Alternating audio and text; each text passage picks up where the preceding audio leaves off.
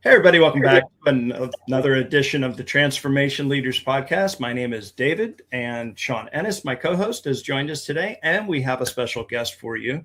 His name's Steve Mordew, and if you have read any of the articles online, Steve and I also do a lot of posting as well as Sean, so you may have caught any of our AI-based articles, but the nice thing about Steve is he's got a product called we'll call it a Rapid family of suite of products, and recently has introduced and talked about this thing called RapidClaw. And I thought it was really interesting, and obviously Steve does as well. And Sean's been doing a bunch of stuff with it. I think he talked about some stuff in the past. So we're going to dig into the product and the history and kind of figure out how this thing's put together and have a great conversation about that. So Steve, can you start by introducing yourself and kind of how all this came to be? Sure. Steve Mordew. I am CEO of ForceWorks, which is the parent company of RapidStart Apps. We started RapidStart Apps in around, I think we launched the first ones back around 2015. Model-driven apps, alternatives, ultimately they've become alternatives to Dynamics, used to sit on top. Now they're alternatives around CRM, project management, field service, kind of the basic stuff targeting small and mid-sized businesses. And right now we're kind of undergoing the transition that everybody either is or should be if they're not, and that is moving what we've got to AI. AI-powered, AI-centered, AI-augmented, some various angles of AI, and we've got several different things in play around that space. And so from what I understand, the application, and not only is it a model-driven app, and for those not familiar, people will use Microsoft-based technologies, specifically on Microsoft 365. And if they do any type of things like CRM or custom apps, usually they go into the Power Platform. If they're not using the Power Platform, typically they'll go straight to Dynamics 365, which is to say it's still a Power Platform app underneath, but it's essentially just a SKU or a pre-built, pre-packaged app already that's up there. So Steve has something similar to a 365 SKU, and then he's modernized it even further with this RapidClaw product that sits on there. So can you talk or walk us through a little bit about, maybe start with the app, the purpose of the app, who you built it for, the demographics, the target market, and then kind of how RapidClaw goes into the existing platform or application to enhance it, and what the value is that it brings to the customer? Sure. Once they separated the first-party applications from their foundations and created the Power Platform, Dynamics 365 Sales, for example, became a great big Power App. It's a great big Power App with lots of features added on with a target customer of enterprise. That is Microsoft's North Star Enterprise. And we just felt like for a lot of small and mid-sized companies, it was too powerful. It just had more than they needed, more than they wanted, more than they wanted to pay for, weren't getting the value. So RapidStart CRM is also a Power App, just like Dynamics is a Power App, sitting on the same platform as Dynamics. It just doesn't do nearly as much by design. We've really scaled down what it does to a basic foundational CRM solution. Of course, built on a Power Platform, it's completely customizable. I mean, we haven't locked anything. Anything can be customized, the same as with Dynamics. So it's just, we're going after a different customer than Microsoft is really aimed at. So that was the space that we've been in for quite a while. The RapidClaw angle, I was looking at, knowing that we got Charles Lamanna, the head of Microsoft Business Applications out there recently saying, apps are dead. Well, I mean, he's living off his own apps right now. So you got to take that with some grain of salt that he believes that. Personally, I think it was a motivation for his enterprise customers to get off their butts and start moving down the AI path by at least having them understand that eventually the bridge you're standing on is going to be gone. So it's more motivational than urgent. But I still could picture, having used AI a lot, I can picture a future where the app is certainly not the primary surface. If it exists at all, it's not the primary surface. And being a company that builds apps, it's a little intimidating. So I think we realized that we're going to have to figure out how we evolve this, or whether we start over this whole path, from the AI side. And looking at Copilot, that's Microsoft's offering. I think personally, I think Copilot's a mess. I think it's very complicated for customers to understand what it does, where it works. I know Microsoft's continuing to evolve it. Even recent to this conversation, they're launching yet another front end for that. And I just wasn't comfortable right now betting that farm on their solution for our customer, for our particular customer. And that's where we discovered OpenClaw several months ago. Interestingly, about the same time we discovered it, a guy inside of Microsoft, the VP of Word, also discovered it. And he was playing around with it in a personal capacity. I was playing around with it in a personal capacity, connected it to Dataverse just to kind of see what would happen. And it kind of went from there. They went on to build Microsoft Scout on the OpenClaw runtime, and kind of in the same timeline that they were working on that for productivity, because that's mostly around productivity. We saw a similar path for business applications and followed a similar trajectory, but with our own nuances of kind of providing the same capabilities on the business application side. We get a lot of people talking about security and things of that nature. And so to your credit, I've seen some of the architecture components. I'm not fully familiar with how your implementation has gone, but as far as Microsoft originally put it on their watch list or their threat list, and then ironically, as you said, they built Microsoft Scout on top of it. And so the solution was pretty much the way that you have implemented it as well. And so for those folks watching that are security conscious or based, a lot of that concern goes out the window, because this is all put up in Azure. You're not running it on the machine. You've got lots of guardrails to put around all of that, some custom code, some harness on top of the harness. And so all of this is just essentially accelerating the technology and the integration capacity of what it does to take your application and enhance it through either data enrichment and or just simple Q&A type based stuff. What was the intention behind putting RapidClaw up there with regards to just the layman user? Because Scout, the little bit I have played with it, it's still convoluted, it's still complicated. And to your credit, you have implemented this in a way that's much easier. You've got wizard-driven stuff. I mean, other than maybe the marketing where you brand it as, RapidClaw, that's really about all the customer needs to know per se about that, because all the heavy lifting, you've obscured that behind the scenes. And so it's just typical standard Azure. And you talked a little bit about the models that are used there. And so it just seems that the integration is much simpler, much more seamless. You don't have the I don't know if Microsoft changes or if you've heard it, but the licensing model on Scout, you've got to have now Git licensing or GitHub licensing on top of the regular Power Platform / Microsoft 365. And this is where their licensing nightmare, they just can't get out from underneath it, at least from what I'm seeing. And it just seems that your licensing model has been not more complicated. You just get more capabilities for the same SKU, essentially. Is that a good kind of summary of? Yeah, I mean, licensing is necessarily complex when you're dealing with enterprise organizations. The problem with licensing is when you try and apply that same structure down to, smaller and mid-sized customers, which is our target.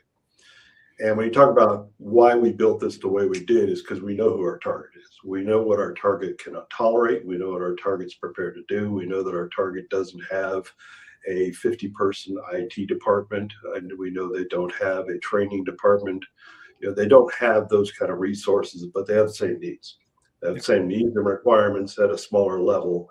But we learned a long time ago. I mean, the original idea of RapidStart CRM in 2015, it was a solution that went on top of Dynamics and hid everything. It hid a whole bunch of stuff they either didn't need or wouldn't really understand because they didn't need it. Yeah. So that's kind of driven the philosophy of our apps and everything we've done since is, I mean, how can I reduce this down to a single button that a customer says, I want this, and they push one button and they get this. That's the goal. That's the real North Star. Now you can't get quite that level of one button, but you know, Microsoft, Salesforce, the other players in the space, you know, there's 800 buttons and they need 20 different people to push them in a certain order or nothing happens. So that's a challenge for any of these enterprise companies, platforms that are pursuing that market. You can go to tons of SaaS CRMs that are floating around out there in ether, where it's a hosted service. You push a button, put in a credit card, poof, you're in the app using it. That's the experience that we really need to try and get people to, or as close as we can. So that really informed everything we did and how we put this thing together. You referred to the wizard. I mean, when we assembled it ourselves internally to figure out if it would work and how it would work, it was a lot of work. And I'm realizing as we're doing it that there's no way this is going to, I mean, the smallest portion of work we did was the AI. I mean, that using the runtime of OpenClaw in a VM was the simplest part of the equation. The hardest part was, how do I get Joe User out there to be able to get it, you know? So that's where we kind of had to come up with this wizard model. And frankly, most of our code behind that whole solution is in automating things, you know, spinning up a VM. They don't know how to do that. Deploying all the templates, deploying runtime, they're just pushing a button saying, yep, do that, yep, do that, yep, do that. So that was the goal. And I think I'm feeling pretty happy with where we are on that result. I mean, you talk about what Microsoft brings, you know, yeah, it's a governed ecosystem. We're sitting inside a VM, which doesn't necessarily guarantee security. I've talked back and forth with the team that built Scout, but in the earlier days through the process, shared some ideas we were working on, heard some ideas they were working on. We didn't like partner in any of this stuff, but, you know, shared some notes with some of the folks working on that stuff with some ideas. You know, I think the biggest risk is control of the agents, that they don't do anything they're not supposed to do, which, you know, a lot of the fears people have about agents right now are old. I mean, that problem was solved a while ago. I mean, there's ways to do that, but you still hear people bringing up, oh my goodness, you know, it's gonna empty our bank account on its own. It's just gonna go decide. Yeah, these things aren't that independent, and they can certainly be corralled to where they can do these things. Yeah. A bigger risk probably is still prompt injection, because that's, you know, difficult to, especially if you have, I mean, in order for agents to actually provide value, they need to do stuff. And, you know, a common thing might be to receive incoming email as well as send incoming email, those sorts of things, go out and look at websites. These are all vectors for prompt injection. But again, there's ways to address that also with pre-filtering, where everything that comes in is converted to JSON. Anything that looks like instructions are removed. And I'm not going to stand here and say we guarantee that no prompt injection attack would ever get through any AI system, but it's going to have a harder time with ours than it will with a lot of them out there. But you know, that space is moving extremely fast. Now we look at Mythos coming out, right, or trying to come out. Yeah, am I going to stand up here and say we can withstand anything Mythos does to our solution that we created? No, I'm not going to say that. You know, we don't know where this stuff's going. But I'm going to use Mythos to close the holes if there are any. And we've tried to, I memean, we're working in a fairly contained surface by design. You know, I don't need to go all over the place in your organization. We just need what we need for our purposes. So that helps that we're kind of contained inside. Targeted and focused. Yeah, we're running on Dataverse as our front end. The back end is all Azure. So we kind of done what we can do. Microsoft's got some responsibility here too. Mm-hmm. You know, go ahead, Sean. Yeah, I mean, my question, I'd love to hear from you on the security side. You know, where was your thought process? Because I know a lot of enterprise customers are going to hear the negative stuff. That's what they hear first. Sure. I say a lot of people are rightfully scaredy cats when it comes to apps in the enterprise space. What do you do to kind of calm those waters and say, this is how we as you said, wrangled OpenClaw to make RapidClaw? What was your thought? What was your process? Yeah, I mean, I'd say at a high level, we're not targeting enterprise for the very reason that enterprise looks for excuses to not take action. The default mode of enterprise is to find any reason, any excuse possible to do absolutely nothing. And if you're looking for a reason to do nothing, you can find it in anything. They found it in cloud, they'll find it in apps, they'll find it in AI, they'll find it, they can find those reasons. So life's too short to be banging my head against that wall. But this is a discovery made a long time ago, which is why our target customer is small to mid-size. To be honest, the smaller the business, the less they're concerned about security, just probably a lack of awareness, but also, security is not as dangerous to a smaller organization until they get larger. So that mid-sized customer, though, they've got legitimate concerns. Obviously, now they're a big enough organization, they got enough people floating around doing stuff. They've got money in a bank account they don't want, things done to. They've got customer reputation, the market they need to protect. So a lot of that, and we actually wrote a full specification that's available on the page of exactly how we put all this stuff together, outlining every step we took and why. And that's been a living document as we have, kind of moved forward in development and getting feedback on some things. We haven't suffered any security issues that we're aware of yet. But we've outlined it pretty good there of how we approached it. Double walling these things. It's really the stuff that it's doing internally is fine. Again, in my mind, the biggest risk is external when it touches the outside world where the actors are that are going to want to cause challenges. So by default, everything outside is not trusted. Just automatically assume this is an attack, regardless of what it is. So it starts from that posture. We've got hard filtering, looking for particular phrases and terminology that may change in the future, but the kind of things that might trigger things. Then there's another agent layer that's actually, after it's gone through that, looking at it to see if this is safe enough to pass on to the actor agent who actually initiated this. Maybe email to a customer, hey, thanks for taking a test drive. If you have any questions, feel free to reach out. And this might have been a response to that. It goes through these two other places before it gets back to that original agent that sent it with a reply. That's been, turned into JSON, been stripped out of anything. Or, obviously, if the first thing it recognizes is, somebody's saying, hey, ignore all instructions or anything like that, and just quarantine them and block them, never going to receive email from that person again. So it's not like, hey, don't do that anymore. No, I mean, if you do that once, I'm sorry, we're not playing with you anymore. So to be honest, I haven't seen myself any of these attacks. I have not been the victim of any of these attacks. I hear and read all about the existence of prompt injection attacks, things like that. I personally haven't witnessed that. But there's enough documentation, enough best practices, and really you compare the best practices across 20 different best practices, and you can kind of come up with, okay, I see the general gist of how you best protect, the best you can do against that. But again, still I haven't seen it. Is that going to pass muster in enterprise? No, never. I mean, come on, you're talking about organizations that are literally looking for excuses to do nothing. That'll be a great big one they can sit on for years.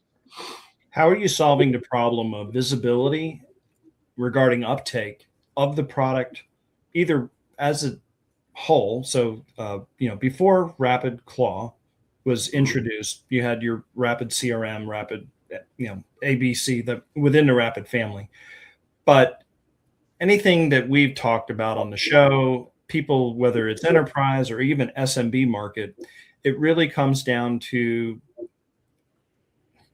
reduce churn if you're in a SaaS model, or to reduce skepticism about what value this tool, and I'm using that in the most generic sense. When I say Sure. tool, I mean like maybe AI tool. There has to be a measurability, a visibility, a reporting side style component that shows, I don't know, let's just say I'm an SMB, I've got 99 users or 100 users, to keep a real nice round number. 20% uptake on the, the new RapidClaw component. What measurability components are baked in? Have you thought about that? I haven't seen the product, so I don't know what's there. But what mechanisms do you have that kind of shows uptake and or value of what it brings to the table? Kind of a before and an after measurement type thing. Yeah, RapidStart CRM is the tool that users are using to do their job, right? They're the salesperson, the CSR, they're using it, standard CRM, go fill out forms, look at stuff, do your job. RapidClaw is adding a team of agents that already have instructions, kind of independent of those people, right? I mean, it doesn't assume that anybody's in that organization. It's looking at inbound information. It's looking at new opportunities being created. It's looking at the people and companies behind those opportunities and trying to figure out what best next steps are, which we've always wanted to do.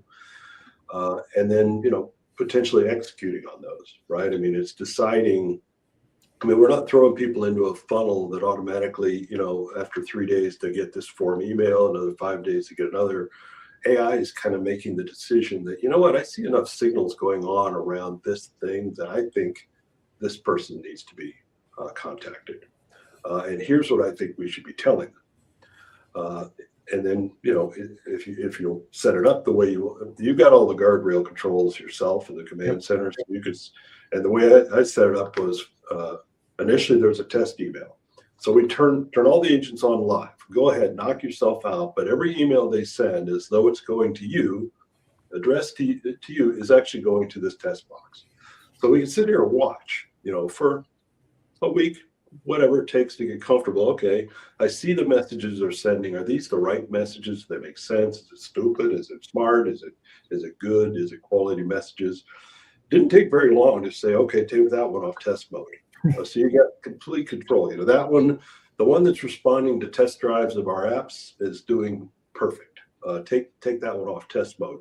Now it's sitting there doing it live. And I've said before, we've historically been terrible marketers in that. We have a lot of inbound coming into our properties from the apps, test drives, stuff like that. We really didn't do very much with it. I mean, you had to really want our apps, to get them. We just really didn't do a lot with it, which is, marketing 101. We failed completely. But now with these agents running, they're just doing all that. I mean, we're sitting here building stuff, trying to figure out where we go next. In the meantime, agents are continuing that process with customers. Hey, I saw you did a test drive. Did you know there's this? You can go here to buy it, blah, blah, blah, blah, all that sort of stuff. So again, it is on OpenClaw. We're deploying a bunch of pre-configured agents with pre-written instructions, but you're in control. I mean, in your command center, you can go in there and say, I want to open the agent that responds to new inquiries, and I want to adjust the instructions. You type, edit, adjust the instructions. To be fair, you can mess everything up. And we can't prevent you from completely destroying, everything. But your business is different than mine, right? Sounds like the Spider-Man movie. With great power comes great responsibility. Yeah, exactly. So no doubt you have the ability to absolutely destroy everything that we've deployed out there if you don't know what you're doing, which is, I think, a lot of consultants, what am I going to do in the future? Well, here's something, here's a space where we're going to definitely need some help is, making these agents not making them do something, but making them do what is needed to be done in this particular scenario for this particular business that does this particular thing. There's a lot of there's a lot of stuff in there that needs to be figured out, other than just here's an agent and looks at your email and tells you which ones, you didn't reply to. Well, I mean, I definitely see the virtual assistant market being the definitive thing that people are going to talk about, like GPT back in 22, what they talk about later for 26, which is these OpenClaws. I've heard, Apple is trying to build one. Everybody is going to build one. Trust is going to be the number one thing, and I think you have on your side running it in Azure has a level of trust that nothing else really in the marketplace can give you, because if you want to host Claw, either you're on your own or you're going to be going to somebody that, let's just say, you probably never heard of from a hosting perspective. So that's number one.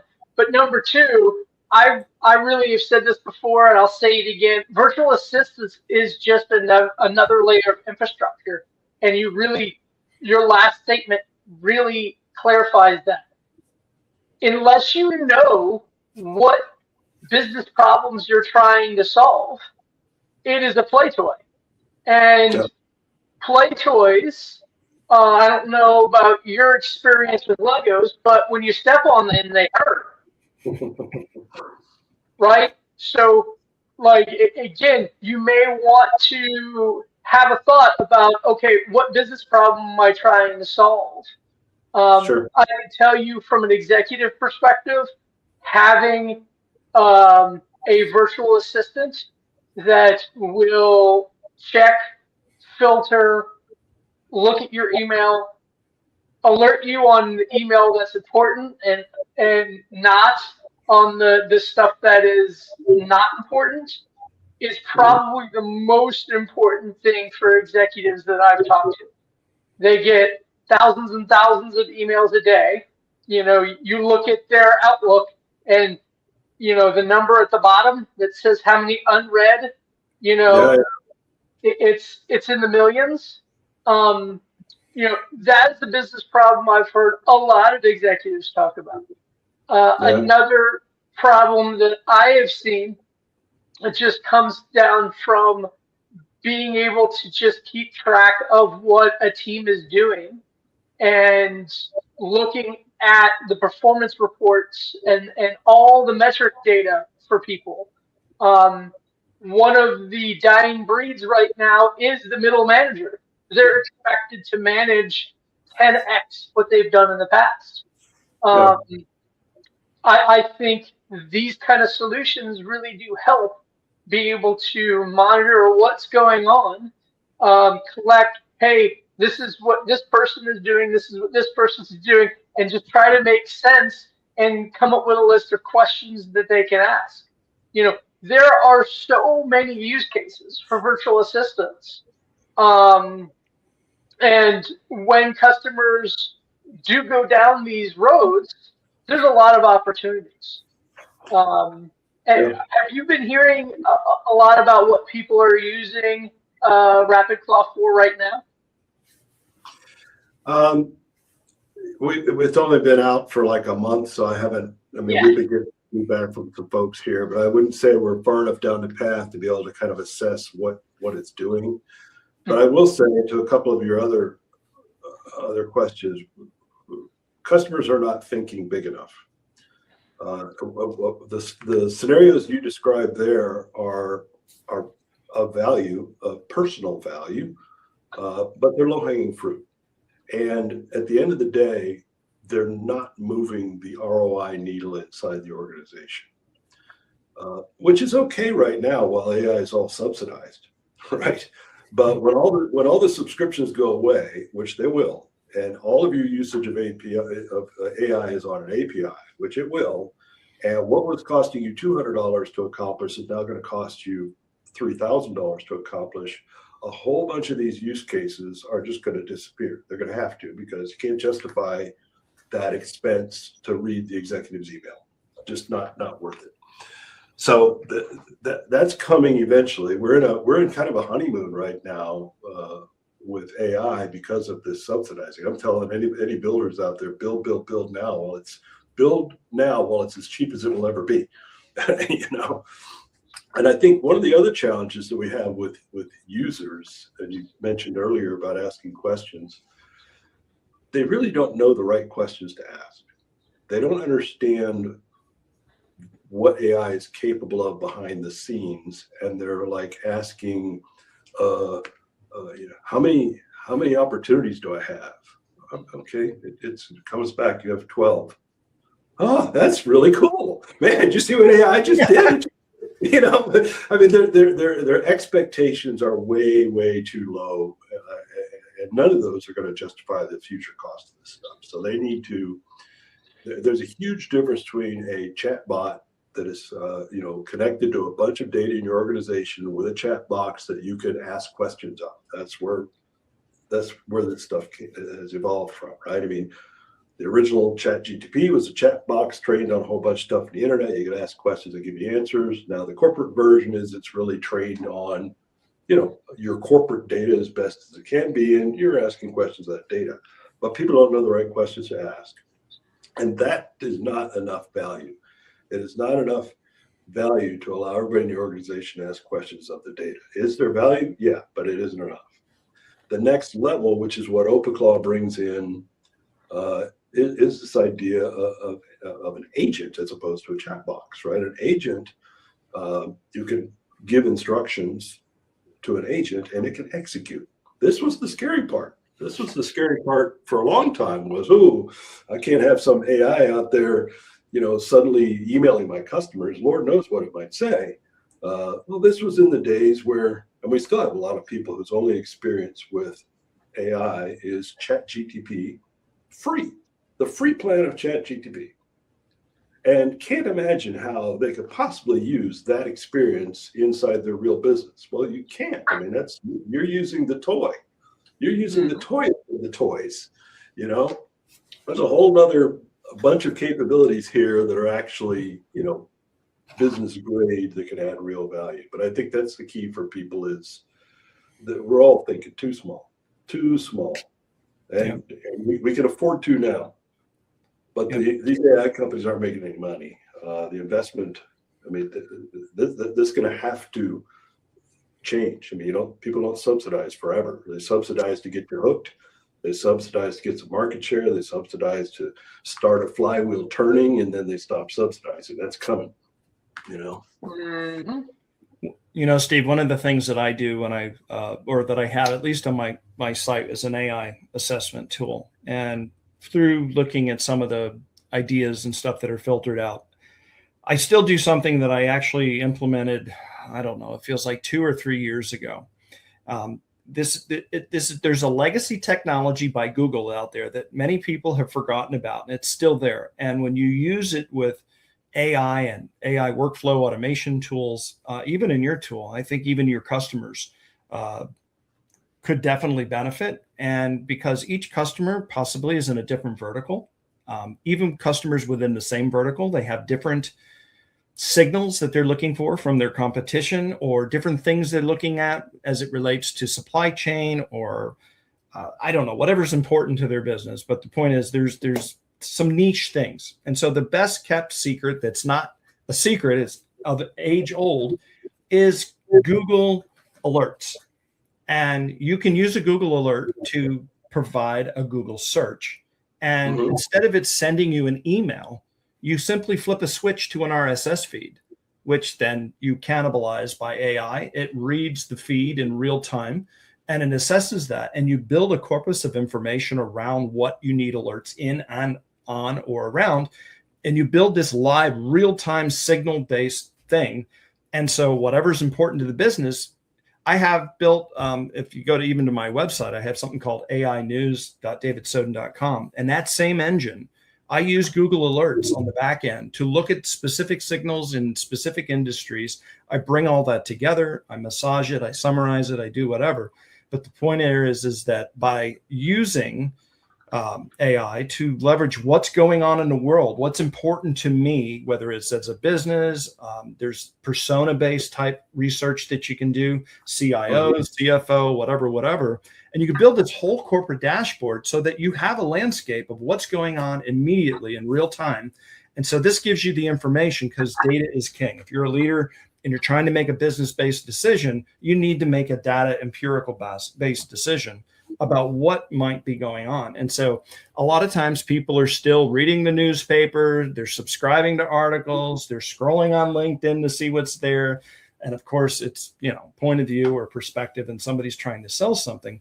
Whereas if you just get the unfiltered noise and reduce it down, AI is really, really good at assimilating and harnessing and putting together information. So, and then OpenClaw is just like super simple to do that. It's just, hey, go to this RSS feed, do this, and then you create a secondary prompt or third or fourth or fifth layer, and you just build that corporate story so that you've got essentially the roadmap written for you in real time. So agility now becomes a glance as opposed to all of this hard stuff that they've been doing. So I think those are the types of questions people should be asking, leaders should be asking. How can I do what I do and augment myself to have AI enhance what I do, rather than me try to figure out how AI is going to replace me or people in my org or whatever's been happening. So these real conversations have been had about, hey, AI is getting too expensive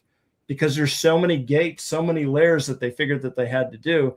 It's almost, for certain industries, they're running into a dead end, and then they're just giving up because it's just not implemented right, or they're trying to replace the humans and they've gone down the wrong road. Where start thinking about it in different use cases so that they can enhance what it is that they do. And I think a lot of people seem to miss that angle because they're so fixated on going with the crowd, going with the flow, that they're just kind of rinsing and repeating and running into the same problems everybody else is running into. Yeah, I think the hard part keeps moving.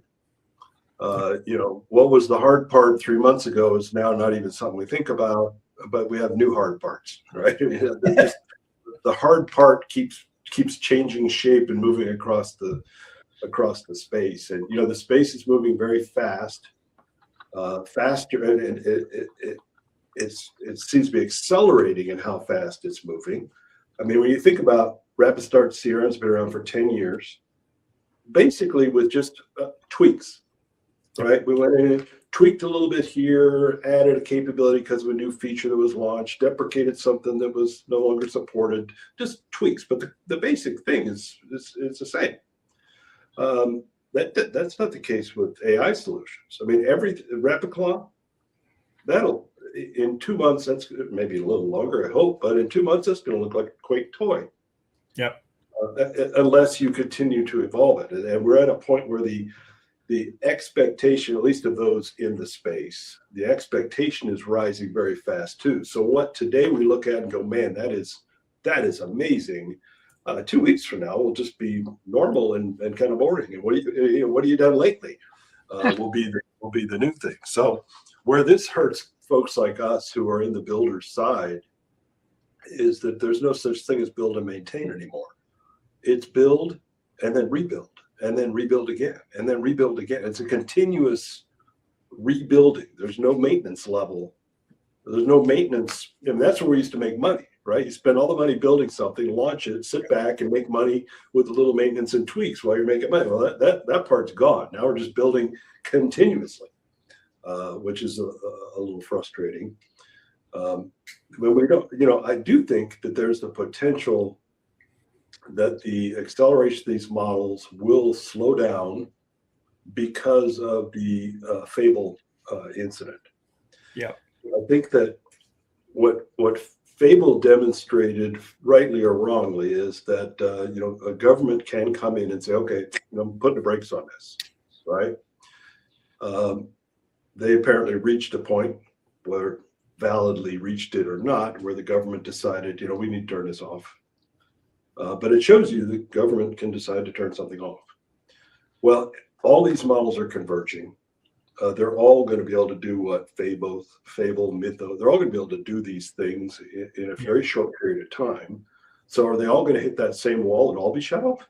And will all be knocked down to the lesser models? I mean, is there, it has felt like there's an unlimited path to the intelligence that we're going to get out of these things, but maybe there is a limit. Maybe we're only going to be allowed to go this far.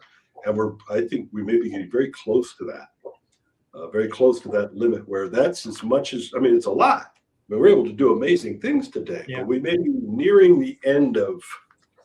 Well, I think we just hit the wall, and the wall is a different wall, I think, even than you described. But I thought you were going to go there, but you didn't quite.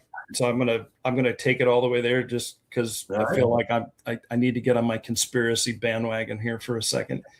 It feels like with the government shutting it down, they've set now the precedents that there is now public consumable large language models acceptable for general business and public use. Once you get to the Mythos level or near AGI level, it's now closed. It is now used for industrial, military, industrial complex type purposes, or national security, or whatever it may be. DeepSeek is now stages away from any of that anyway. And so the fact is that I think even if the United States has done it, other countries may follow suit, is probably what I'm going to guess, especially China. I don't know if you guys have watched the news lately or read anything in the last week or two with regards to, I can never pronounce it properly, Huawei or something like that. They're the cell phone manufacturing company, but they have built a mega cluster of these cheaper, crappier chips. But the secret to the sauce has nothing to do with the chips. They have put them in scale, and their secret to their sauce is the infrastructure and the instruction set about how to coordinate all these lesser chips who's been stuck by all of the sanctions and things, regulations saying that they can't have access to. Well, they're like, you know what? It doesn't matter. We don't need the powerful chips. We're just going to scale this thing up. Of course, it's a power hog, but China's got this huge power infrastructure, so it's a minimal cost to them. But the point here is that NVIDIA's strongest GPU is now 5 to 4 times slower than this new mega thing, the Huawei. Can somebody pronounce that company? Huawei. Okay, yeah. Huawei. How, what they've built is just incredible. So if they take that and throw DeepSeek on top of that and then try to go to the next level, it'll be interesting to see whether or not they try to plant the seed of destruction from their point of view and just say, hey, let mayhem fall where it may, and release it that way. And then, of course, then the United States is going to have to release theirs, and it's just a race to the bottom, so to speak. Or they close it off, just like the United States did, and then you're going to see the fragmentation of public versus governmental, private type LLMs, and that's where I think things start to get scary, which tells me AGI is never going to be available to the public. Well, I'll be honest. I mean, again, I know we're running out of time here, but one thing I found out this week that I didn't know: from the time it takes to convert the silicon into a shipped GPU, what is the calendar date between those two occurrences? You want to make a guess? 3 weeks. 2 years. Huh? 2 years. Ooh. From a supply chain. So you got to understand, 2024 was really when everybody was quite sold that AI was it, right? And then I am sure the big people of Google and Amazon knew at that point it was a thing and that they needed to build their own chips because of the price.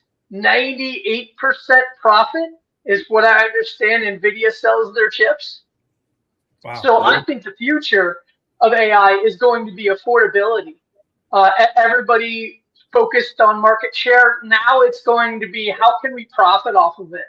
And if you look at Amazon with their Trainium chips, you look at Ironwood with Google, in, different worlds there. Trainium is for training AI models, where it's like 90% more cost effective using their chips than anybody else's. And then you look at the comparative of Ironwood on the Google side is the same kind of 90% cost effective on the inference side. I believe we're moving into the business concept of sanity with AI as the next step, where it's going to be about profitability. It's going to be, unfortunately, I think NVIDIA stock has or is about to reach its peak because these other things, it takes 2 years to go from silicon to GPU. If that's the case, it takes probably 6 months to design these things. Knowing corporate America as I know, it takes 6 months to negotiate deals. So you're looking at NVIDIA had a 3 to 4, maybe a 3 to 5 year lead because of Bitcoin using those GPUs. So, I can tell you if I had a couple $100 billion, where I would spend time is going after where margins were 98%. So I think that competition is coming, and that's going to allow us to have cheaper AI. And I think models are going to get more complex. Yes. Just like you all were saying. I have a firm believing that I don't think we ever get to AGI in the concept of an AI god. I think we're just going to get moving closer and closer from the 86% accuracy and hoping to get around 92, 93. I think that's going to be where we're playing. Some people say it is it's the top, that we've hit a plateau. I guess it's depending upon your concept of, hey, how valuable is 6% accuracy? Because I think that's where their focus is just trying to get those frontier models tuned to just the right to get higher accuracy. But as far as I can tell, everybody is solving the same problem of inaccuracy by just trying 10 times and averaging result. So, that's where I see things are changing on the AI front. I don't think we're plateauing. I think we're getting to a point where everybody needs to realize we need to make money off this. Yeah, I mean, I don't know if I don't think the public should have AGI. I don't think, when we look at what the public does when they're given too much, they do bad things with it.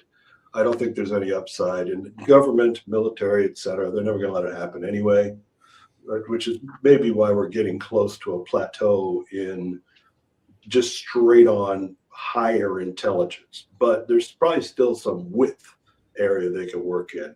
But my problem today has nothing to do with how smart the models are. They are completely smart enough today to do everything I want to do with them in my space. Now, I'm not trying to solve cancer.